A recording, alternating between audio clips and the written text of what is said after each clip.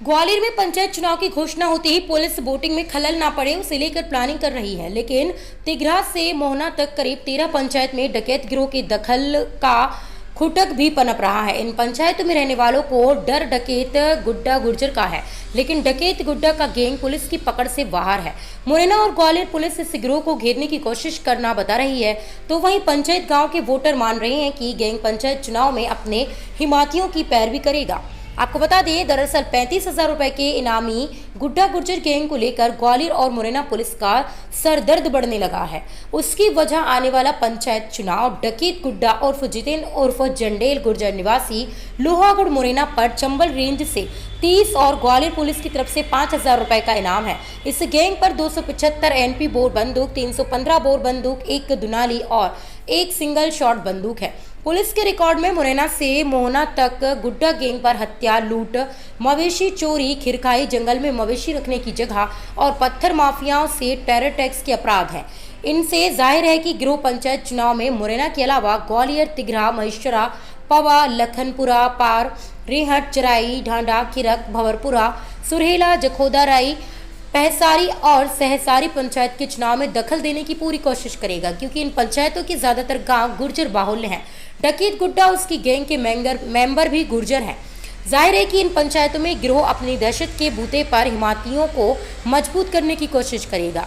इन पंचायतों में रहने वाले भी कहते हैं तिघरा से मोहना तक डकैत गुड्डा के मददगारों की जमात है। उनके बूते पर ही गिरोह यह फरारी काटता है। वहीं जिलों में की पुलिस चुनाव से पहले इस गिरोह पर शिकंजा कसने की पुख्ता रणनीति बना रही है, जिससे मतदान पर डकैत गिरोह का असर नहीं होगा।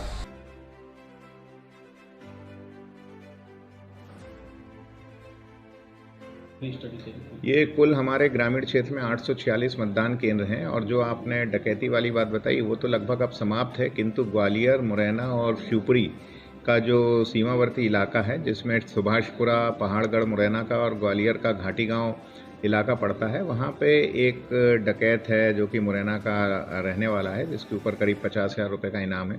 उसके मूवमेंट की कभी कभी खबरें आती हैं। तो अभी हाल ही में 2 दिन पूर्व 6 जिलों के इलेक्शन के नोडल अधिकारियों की ग्वालियर कंट्रोल रूम में बैठक हुई थी, और उसमें एक संयुक्त रणनीति भी बनाई गई है कि यदि उसकी कोई इन्फॉर्मेशन मिलती है तो तुरंत हम उसको शेयर करेंगे एक दूसरे से, और यदि ऐसी कोई बात आती है तो जॉइंट हम लोग पेट्रोलिंग भी करेंगे।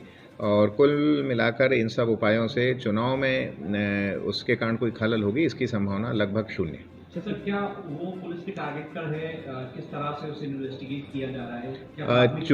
चूँकि मैंने बताया कि 50,000 से ज़्यादा का उस पर इनाम है, मेरे ख्याल से 55 या 60,000 के करीब है, तीनों जिलों से मिला के। तो निश्चित तौर पे जिस पे इनाम घोषित होता है वो पुलिस के लिए प्राथमिकता ही रहती है, और इतना अधिक इनाम है तो सभी मुरैना और ग्वालियर सभी तरफ से चाह रहे हैं कि जल्द से जल्द उसको हम पकड़ लें, और चुनाव नहीं भी होता तो भी वो हमारे टारगेट में बना हुआ है। सर, कोई ऑपरेशन का नाम दिया है, कोई मिशन उसको पकड़ने के लिए? नहीं, इसमें कोई ऑपरेशन का वैसा कोई नाम नहीं दिया है, परंतु लगातार, जैसे अभी भी हमारी एक टीम आज सुबह ही लौट के आई है, हम उस एरिया में सर्चिंग करते रहते हैं, जिससे कि अगर पकड़ में नहीं भी आता है तो कम से कम कोई वारदात वो इन इलाकों में ना कर पाए और हमारा चुनाव निर्विघ्न रूप से संपन्न हो।